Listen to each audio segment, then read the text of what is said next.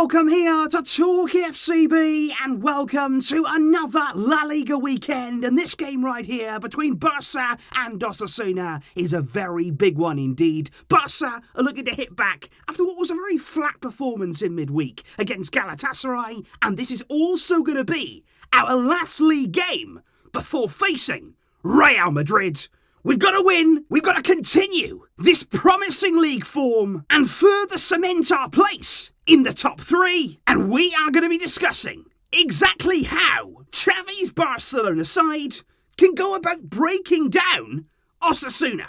It is all coming up, so let's get to it. Because I think what we have to say straight away coming into this weekend is that when you look at the league table, quite clearly you can see it's not job done. Don't just think now because we're back in the top four, because we even went up to third there, that everything's fine, that we're going to be all okay for top four, because it's certainly not that simple right now. Atletico Madrid jumped back above us last night with a win over Cadiz. And as you can see from those around us, the likes of Betis, Real Sociedad, even Villarreal, they're not all that far behind. If we don't continue here, putting in the performances, getting the results, those teams around us can certainly gain that ground back. And already this weekend, before we're even going to play, Villarreal will play against Celta on Saturday, Sevilla will be away at Rayo Vallecano, Betis hosting Athletic Club, all before we're even in action, Sociedad against Alaves as well, before on Monday, the final game of the weekend will be Mallorca against Real Madrid. And I think when you are looking at our opponents, Osasuna, you'll probably remember well our previous meeting against them this season back in December, and it was looking like it was going to be a really important, really vital away win there with Nico Gonzalez on the score sheet and Abde scoring there to put Barça ahead in the second half. It looked like it was going to be enough to give us the win, but one of those agonising late equalising goals, Chimi Avila, the man to get it for Osasuna, snatched the points away from Xavi's Barça. And I think we've got to be careful. I think we have to be really careful coming into this game here, because when you look at Osasuna, yes, they are a mid-table team, yes, they're not putting any pressure on the top places in the league, but in terms of strictly away form,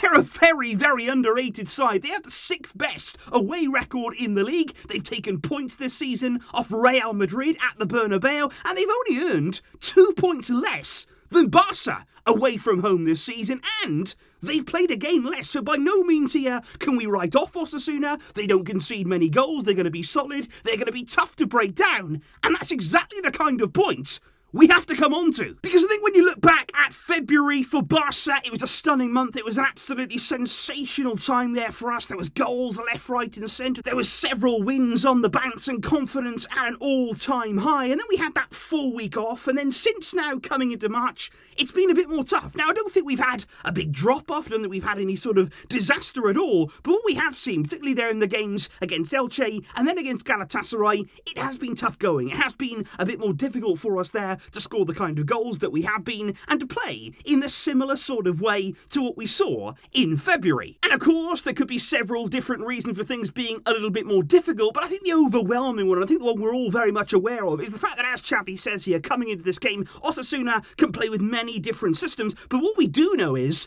they're going to sit deep. They're going to be very, very difficult to break down. And that is what we had to come up against Elche, who sat back. Certainly Galatasaray, who came to the Camp Nou there and were happy to sit in and defend very, very deep for the entire game. They're not really going to come out. They're not going to leave spaces in behind, because they know that Barça have the quality and the players to exploit that. And that is why at the Camp Nou on Sunday, we are going to see absolutely no difference whatsoever with Osasuna, who are going to come there. They're not going to line up with several attackers. They're not going to pile players forward. They're not going to step up there onto the halfway line at the Camp Nou. They're going to do the opposite. They there are going to have their forwards tuck in. They're going to pack the midfield area. They're going to close down the spaces. And above all else, they're going to drop very, very deep to make sure that we can't exploit that space in behind. So, how exactly does Xavi go about breaking down these kind of teams? Because we will come up against this very, very regularly. It's something that we have to find a way through, and it is never going to be an easy task. But I want to draw your attention to something Xavi reportedly said at halftime against Galatasaray. Because with the team looking a bit flat, the team looking a bit stale there, and the way we were moving the ball and the sort of pace and the intensity that we were playing with, it has been reported in the Spanish media that Xavi said at halftime, very angrily and very passionately, if you do things quickly,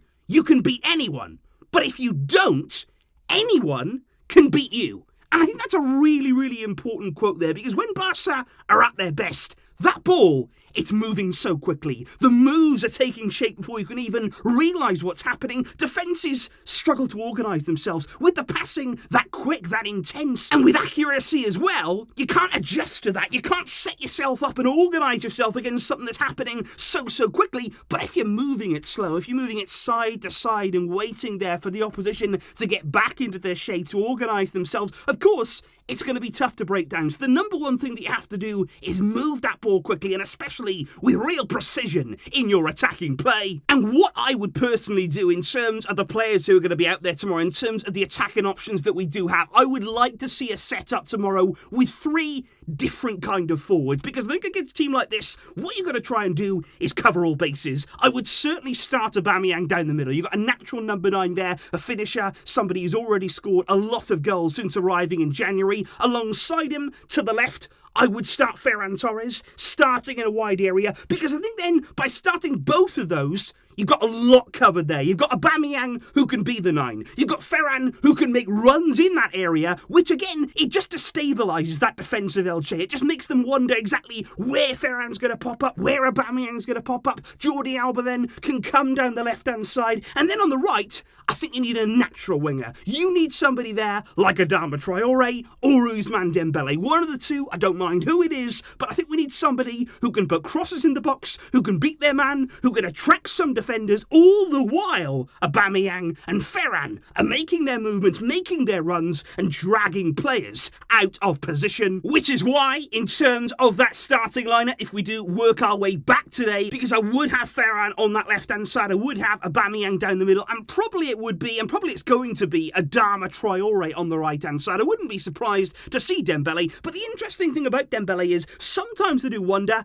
is he better? Is he more effective coming off the bench, as we saw against Athletic Club? Maybe when that game has opened up a bit, when there are more spaces, maybe when we've taken the lead in a game, then you bring on Dembele to really hurt and ultimately finish games against these kinds of teams. I think in midfield, there's a big decision that needs to be made there about Pedri or Gavi, because I don't really want to see Gavi again in that forward line. I think it has to be in a more central position. I do want to have natural forwards out there. So is it going to be Pedri, who of course started against Galatasaray, or Gavi, who's maybe that bit more fresh, given that he missed that game? So possibly I would look to Gavi to start this one. Alongside him, I think you're always going to see Frenkie de Jong, you're always going to see Sergio Busquets in midfield, but there is a big decision coming at the back in terms of, again, that right-back area. Because again, we're asking the question, is it Dani Alves, or is it going to be Serginho Dest? Because I think against Elche, when Dani Alves started that game, I wouldn't say that he was that convincing. Obviously, you could look at him on the goal that was conceded, but I think in general it wasn't the best game from him. Serginho Dest played against Galatasaray. I don't think he really stood out, but he didn't really do anything wrong either. So possibly here I would lean towards Serginho Dest, but again, I wouldn't be surprised if Alves started in his place. At centre-back, we do have to be very careful, because Araujo is just 1 yellow card away from a suspension. And that is why in this game, I would rest him, because there is no way at all that I want him suspended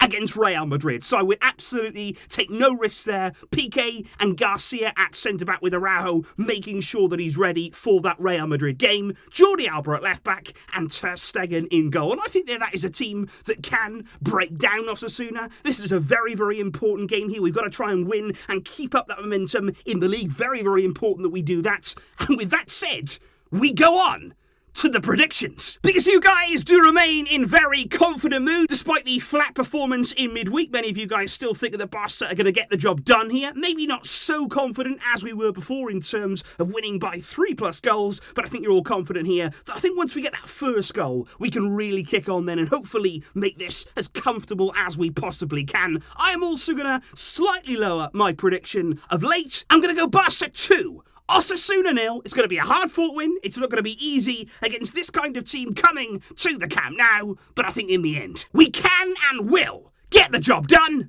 and then it's on to a big week that's coming for us. Please do leave all of your predictions and what you're expecting from this game. What sort of team would you line up with? How would you look to unlock this Osasuna defence, defending very deep in the field? Please do let me know all of those pre-match thoughts. And of course, guys, I will be back here tomorrow with all of the reaction from this game.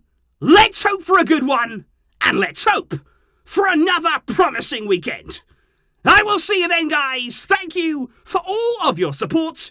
But until next time, as always, Visca el Barça.